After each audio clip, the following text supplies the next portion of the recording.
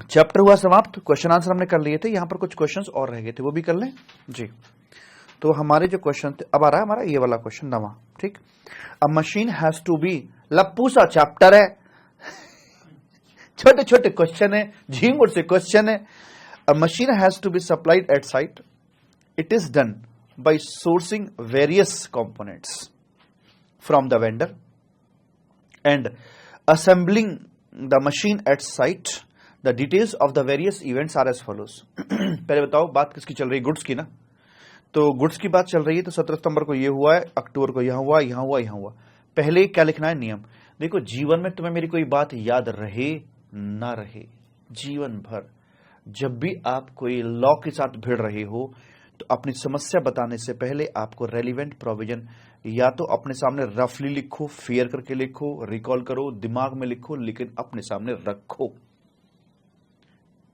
1 लाख रुपए की बात मैंने आपको कही है ये। रेलिवेंट प्रोविजन बताइए क्या है गुड्स का।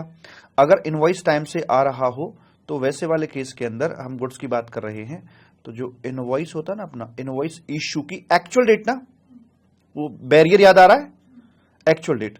और अगर वो टाइम से ना आए तो इनवॉइस इश्यूएंस की जो लास्ट डेट होती है, क्या रे, लास्ट डेट। अब इनवॉइस इश्यूएंस की लास्ट डेट क्या होती है, रिमूवल हो रहा है तो रिमूवल की डेट, रिमूवल नहीं हो रहा है तो जिस दिन हैंडओवर किया, पुणे वाला एग्जांपल दिया था, क्रॉकरी हैंडओवर करके आया था, जिस दिन हैंडओवर किया वो आ गया। अगर सेल ऑन अप्रूवल का मैटर है तो एक्सेप्टेंस डेट और 6 महीने, विच एवर इज अर्लियर, वो डेट यहां पर आ जाएगी। कंटिन्यूअस सप्लाई ऑफ गुड्स कर रहे हो तो जहां जहां पर वो काटे लगे, जहां जहां पर ऑन अकाउंट अगर पेमेंट हो रखी है तो वो डेट आ जाएगी। और अगर हिसाब के बाद पेमेंट हो रही है तो हिसाब की जो डेट थी उस दिन तक हमारा इनवॉइस आ जाना चाहिए। तो this is the meaning of last date. अब मुझे बताओ मैं बहुत तेज हूं कि नहीं। मैंने इनवॉइस चैप्टर आपको इसीलिए पहले करा दिया क्योंकि मुझे पता था बेटा इनवॉइस की बैकग्राउंड की जरूरत पड़ेगी, उस चैप्टर के बिना ये चैप्टर पढ़ा नहीं जा सकता है। इसी बात के पैसे, वरना हम भी तुम्हारे जैसे हैं। जय जय श्री राधे, आगे बढ़ो। क्या हो रहा है कल से, खराश हो रही गले में, कोई दवा है तो बताना मुझे। नहीं दबाना नहीं है, दवाई हो तो, मेडिसिन हो तो बताना। Purchase order with advance of 50,000 is received for machine worth rupees 12 lakh and entry duly made in the sellers books of account. मुझे बताइए जो 50,000 का एडवांस से आया है यार, क्या ये कोई रेलिवेंसी रखता है?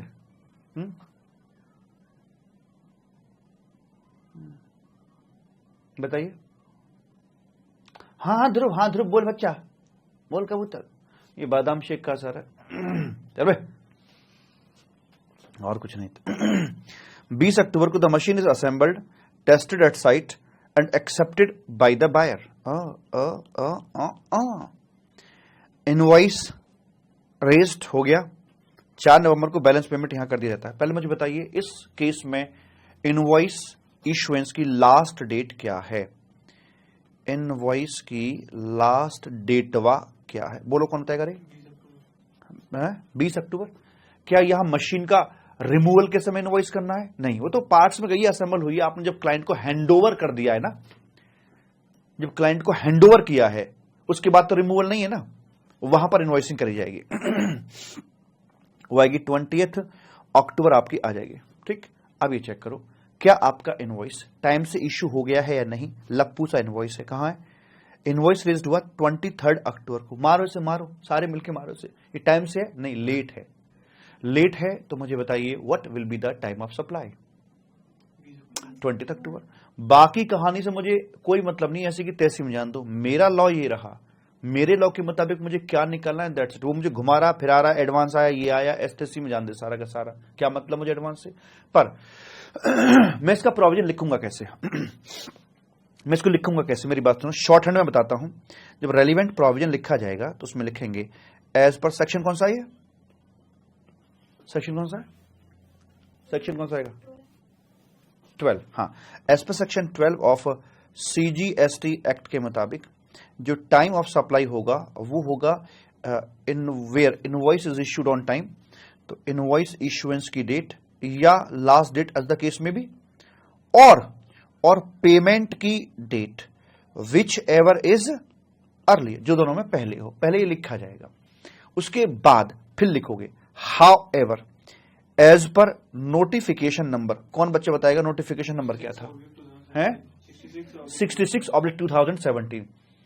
एल्डाइन वाले चैनल पर यह वीडियो पड़ा हुआ है शायद, जो शर्मा सर ने मुझे कॉल किया था कि भाई उसमें क्या कैसे रिकॉग्नाइज करेंगे। आपने देखना मैंने ठीक से उस नोटिफिकेशन का नंबर का नाम लिया कि नहीं लिया, चेक करना जरा एक बार उस वीडियो को ना।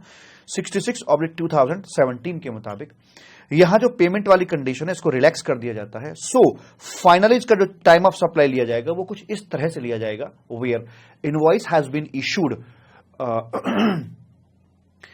ऑन टाइम या बाय द ड्यू डेट, तो उस केस में इनवॉइस इशुएंस की actual date will be the time of supply. But in case where the invoice is not issued by the last date of issuance of invoice, then the invoice shall, तो उस केस में time of supply will be the last date of issuance of invoice. That will be your कौन सी date है भैया?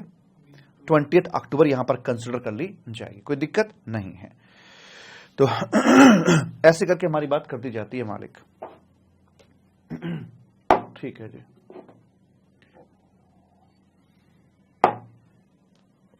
हमने live सुना था सर, अरे मेरा बच्चा Kritika.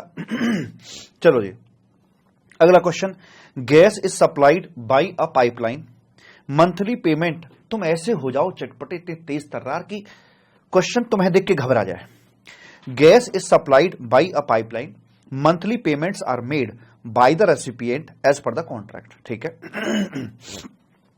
Every quarter invoice is issued by the supplier supported by the statement of goods is dispatched.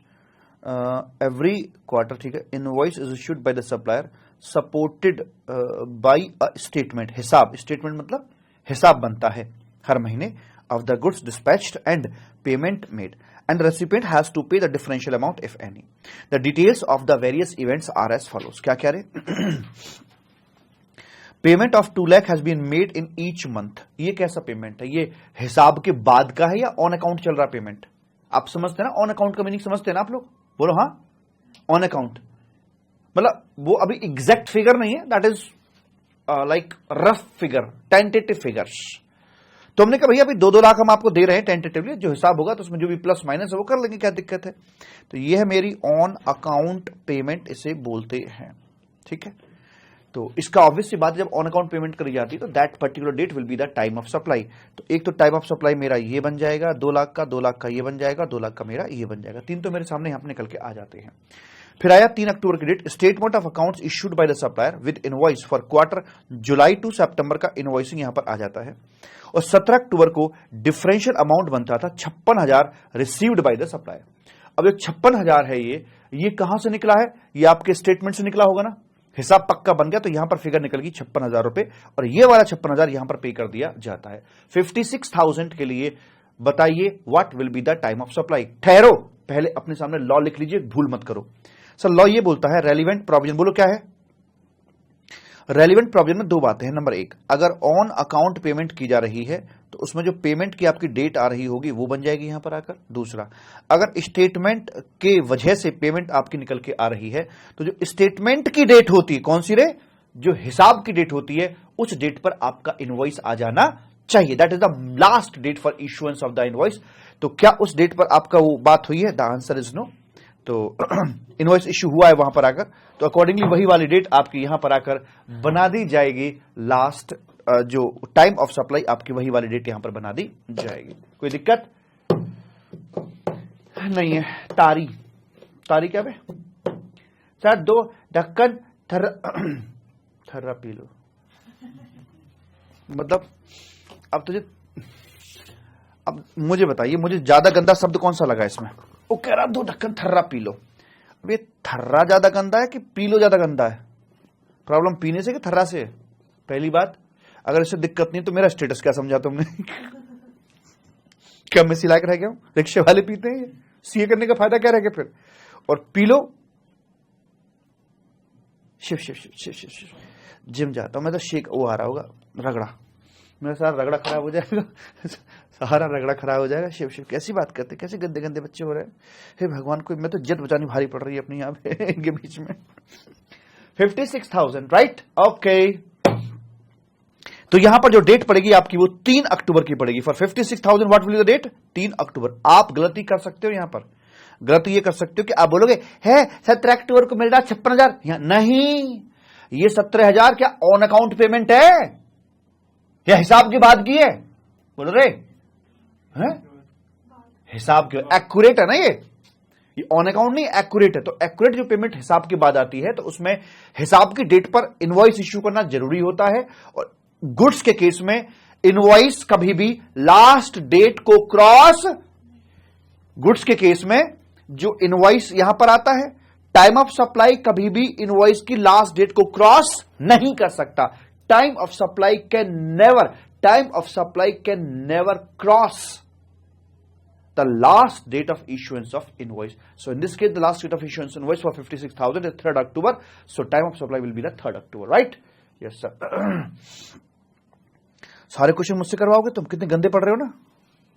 Determine the time of supply from the given information. Question number 11 है, supplier invoices goods taxable on reverse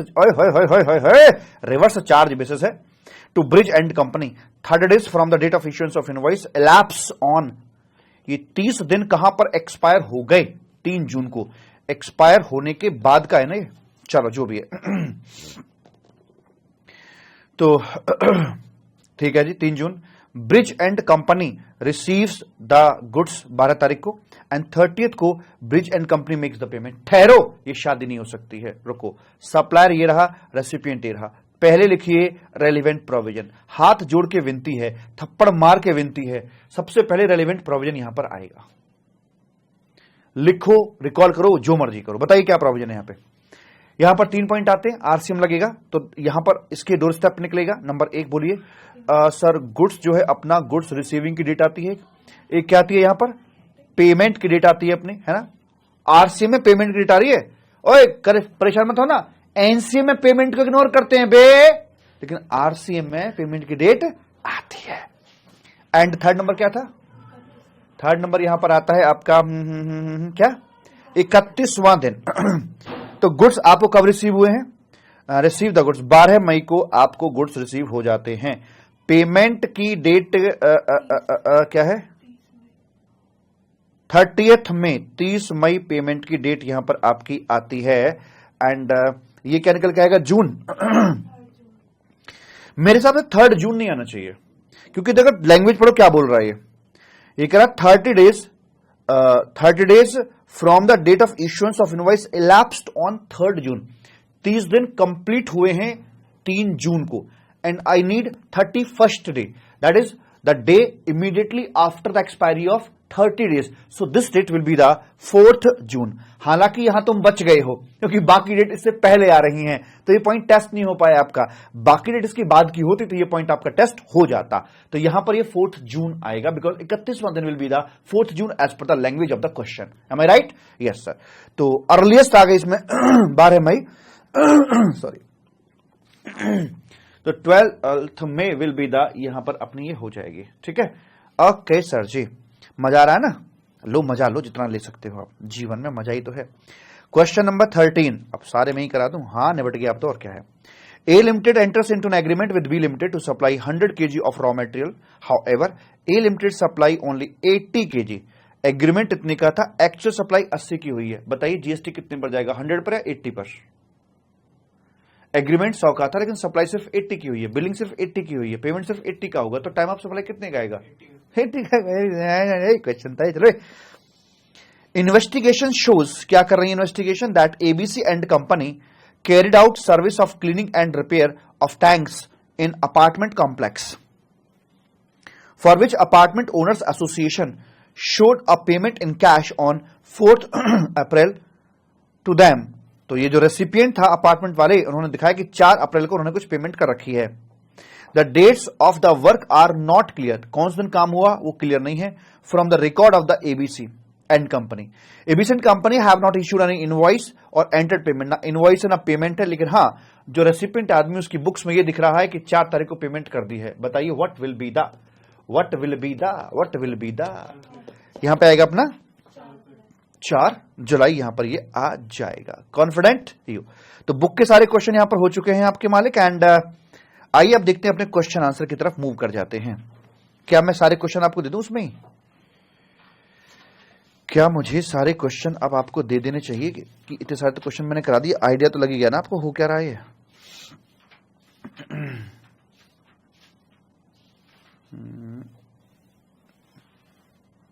जीरा see the questionnaire invoice का chapter. चलो भैया रे, चलो भैया रे, ये आ गया जी टाइम ऑफ सप्लाई। इनवॉइस के बाद जूरा आपका टाइम ऑफ सप्लाई। तो मैं कौन कौन से कराऊंगा बताऊं आपको? मैं वो कराऊंगा धांसू वाले क्वेश्चन, ताकि फिर अगर मैंने कोई बड़ा क्वेश्चन आपको नहीं कराया, फिर आप सारे बच्चे मिलके 100 में से 40 क्वेरी पूछेंगे तो मेरी तो जान ले जाएगी भाई। इसलिए मैं कलेश ही खत्म करूंगा, आपके लिए छोड़ूंगा लप्पू से क्वेश्चन करने के लिए, बस बाकी सारे मैं निपटा दूंगा।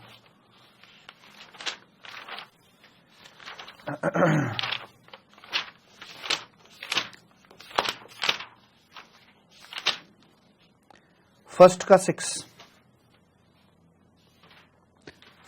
6 ओ जनवरी 2021 4 नंबर। जनवरी 2021 फर्स्ट का 6 मेहरा।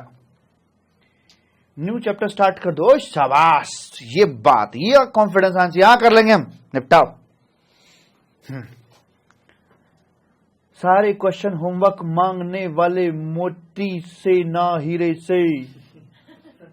क्या कर रहा है?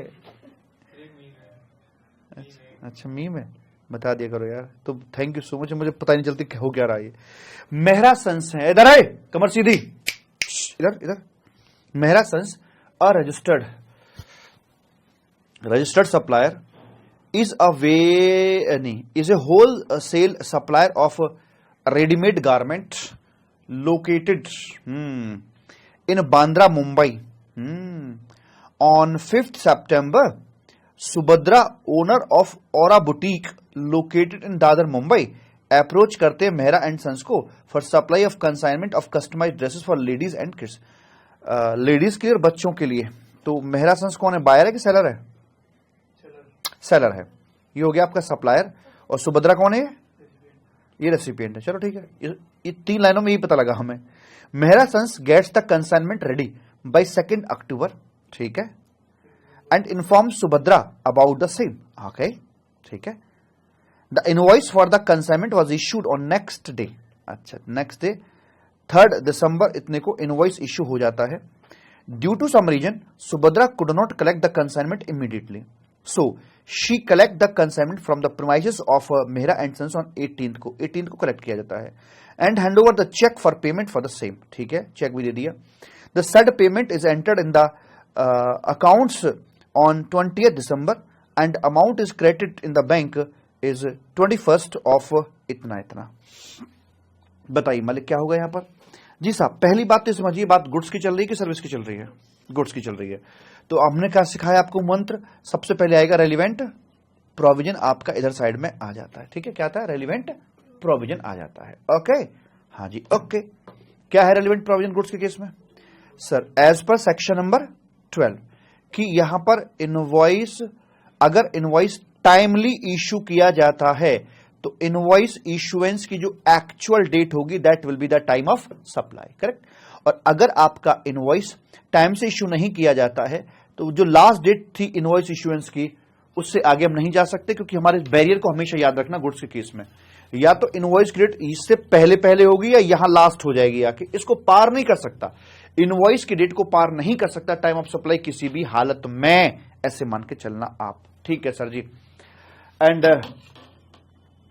ये हमारी बात यहां पर हो जाती है। तो बस इतना ही हमारे लिए। तो इसमें देख चेक करें क्या इनवॉइस टाइम से इश्यू करा गया है या नहीं करा गया है।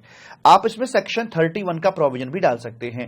As per the provision of section 31 in such a case invoice shall be issued, the last date of issuance of invoice will be the removal date. और रिमूवल डेट क्या है आपकी? रिमूवल डेट क्या है? 18 तारीख रिमूवल डेट है आपकी 18। This is the last date of issuance of the invoice. ठीक। अब as per the provision of section number 12 where the invoice has been issued on time. क्या इनवॉइस आपका टाइम से इशू कर दिया गया है? इनवॉइस कब इशू हो गया था आपका? 3 तारीख को, तो 3 दिसंबर को कर दिया गया था। Yes, invoice has been issued on time. So in case where invoice has been issued on time, then actual date of issuance of invoice will be the date time of supply. आसान है कठिन रहे? आसान है कठिन है? बोलो आसान ना। ये क्वेश्चन आएंगे ऐसे आपके लिए, बताइए। ट्रस्ट इंडस्ट्रीज, आपको अपनी पहली दूसरी क्लास की क्वेरीज याद है? कैसी कैसी क्वेरीज पूछते थे आप, वाहियात पने वाली? अब सब खत्म हो चुके हैं। Trust industries limited has entered into a contract with V S T limited to supply. ये कौन सा पढ़ रहा हूं मैं? सारे में ही क्यों कराऊंगा? मैं बावड़ा हो रहा हूं क्या? अरे मैं क्यों कर रहा हूं सारे के सारे? एक और कराता हूं बस मैं, बस उसके बाद आप करेंगे। एक और कराता हूं बस मैं। ये रहा 4th का फर्स्ट।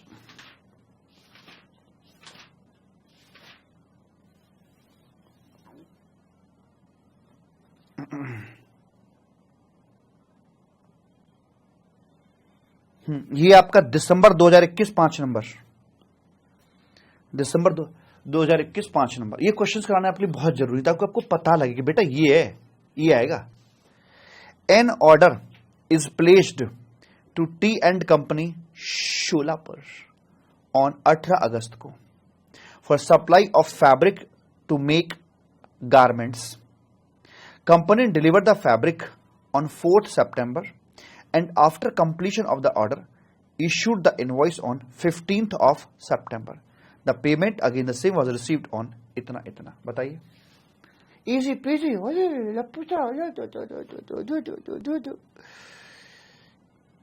बताइए, रेलिवेंट प्रोविजन वही अपना पुराना जाए, गुड्स की बात कर रहे हैं। तो क्या इनवॉइस आपका टाइम से इशू हो गया है? पर नहीं, पहले क्या इनवॉइस इशूएंस की लास्ट डेट क्या है? Delivered the fabric on 4th, 4 तारीख लास्ट डेट है आपकी। अब चेक करो क्या आपका ये टाइम से इशू हुआ है? कब इशू हुआ है आपका? ये 15 सितंबर को इशू करा गया है।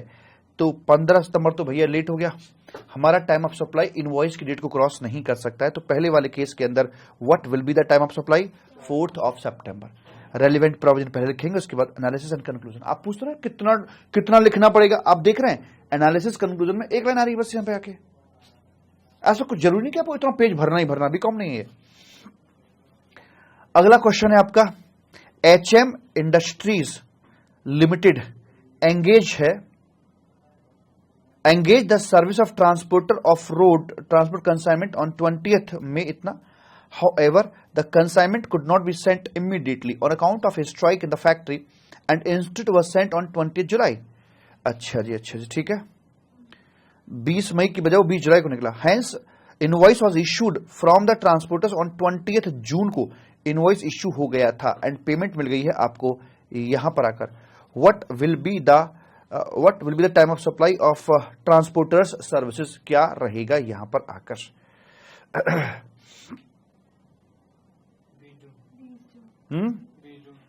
सोच लीजिए,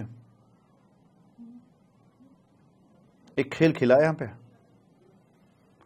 एक खेल खेला है। ये आरसीएम केस है क्या? ये केस आरसीएम का है क्या? खेल है यहां पे? एनसीएम है क्या आरसीएम है? आरसीएम केस है। इसमें एक और चैप्टर को इन्होंने मिक्स कर दिया है। कह रहा ये सिचुएशन आपको पता होना चाहिए कि जीटीए की बात कर रहा है। तो जीटीए केस में अगर सामने पर ऑर्गेनाइज्ड सेक्टर होते हैं, कोई कंपनी है, फर्म है, एलएलपी, लप्पू है तो ये सब में लग जाता है रिवर्स चार्ज मैकेनिज्म। सर्विस का केस है, आरसीएम का लग रहा है। तो यहां पर आकर आपके लिए क्या देखना पड़ेगा कि पेमेंट की डेट क्या है और 61वां दिन from the date of invoice whichever is earlier. तो खतरनाक क्वेश्चन, ध्यान दीजिएगा।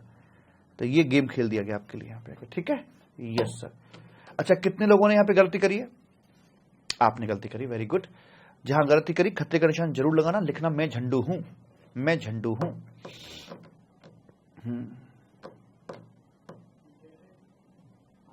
जी यस सर। जीटी में 61वां दिन। ग्रेट ग्रेट, चलो हो गया जी। तो भाई ऐसे करके बात हुई खत्म। एंड अब हम एक चीज और आपको लास्ट आखिरी बता रहे हैं। और इस चैप्टर का बिल्कुल एट द एंड क्लोजिंग पर एक ज्ञान और लेते जाइए चलते चलते।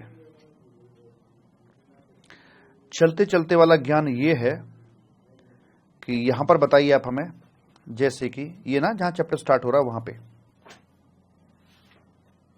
एक हमारा है क्वेश्चन आपसे, क्वेश्चन नंबर 1 जहां चैप्टर शुरू हो रहा है वहां पे लिख रहा हूं मैं। ये सप्लायर है, ये हमारा रेसिपिएंट है, ये ठीक है। यहां से इन्होंने इसको दे दी सप्लाई, देखते हैं कौन सही सही बता पाता है। और यहां से इन्होंने कर दिया है साहब जी पेमेंट, यहां से इन्होंने कर दिया है पेमेंट, पेमेंट हो गया।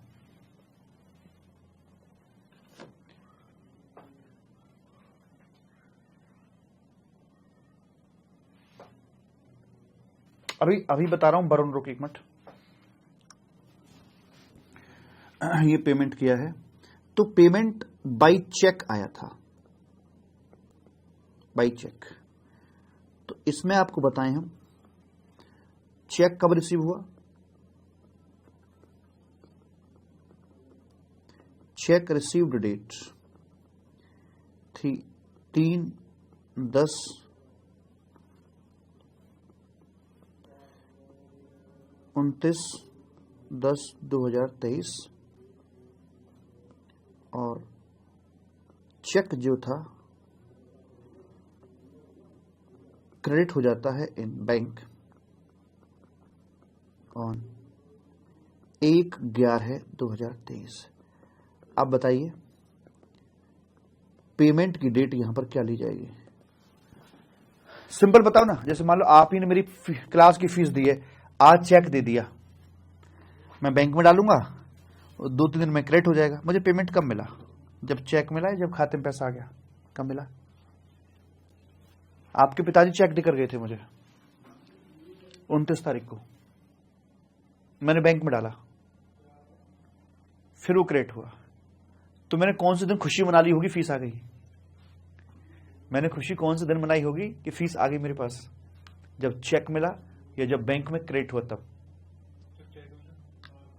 जब चेक मिला।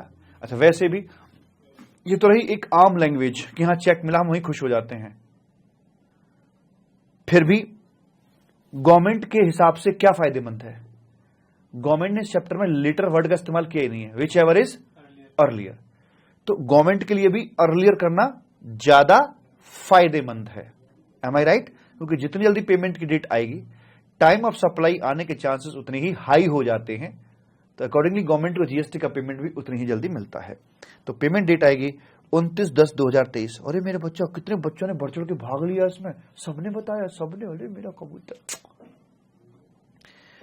29/10 विच एवर इज अर्लियर, वो यहां पर पेमेंट की डेट मान ली जाती है क्योंकि गवर्नमेंट को इसी में फायदा है। टाइम ऑफ सप्लाई आने के चांसेस उतने ही नजदीक हो जाते हैं। एक और सवाल पूछ लूं, क्योंकि जब आरसीएम लगता है तो पेमेंट हमें चेक करना होता है रेसिपिएंट के डोर स्टेप पर, ठीक है। तो क्वेश्चन नंबर 2, इस बार सप्लायर ये रहा, रेसिपिएंट ये रहा। मान लो आरसीएम लगता है, तो यहां हम जानते कि भाई पेमेंट देखा जाता है, वही टाइम ऑफ सप्लाई बनता है।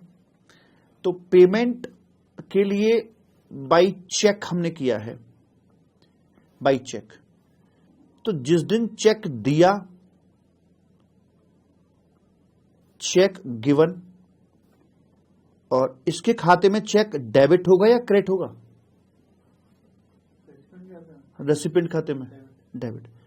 चेक डेबिट की डेट क्या करें? पेमेंट डेट कौन सी ली जाएगी?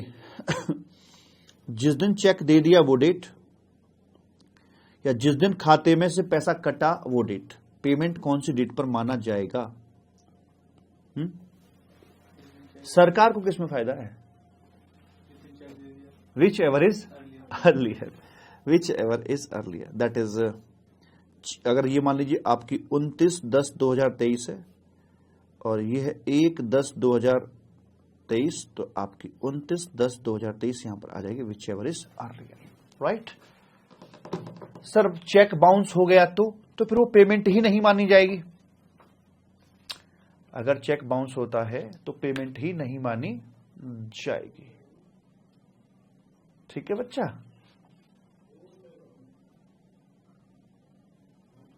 दर्शित कंसल तो मुझे मैच्योर्ड सा दिखता है, ऐसा क्यों? दर्शित कंसल मुझे पहचान है बहुत सारे बच्चों की, मुझे मैच्योर्ड क्यों दिखता है? तुम शादी वादी होगी क्या तेरी?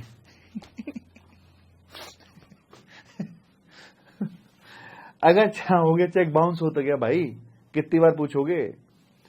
उस हिसाब से तो जब दिया तब मान लो। वही। चलो ठीक है जी, डन। हाँ जी डन है जी।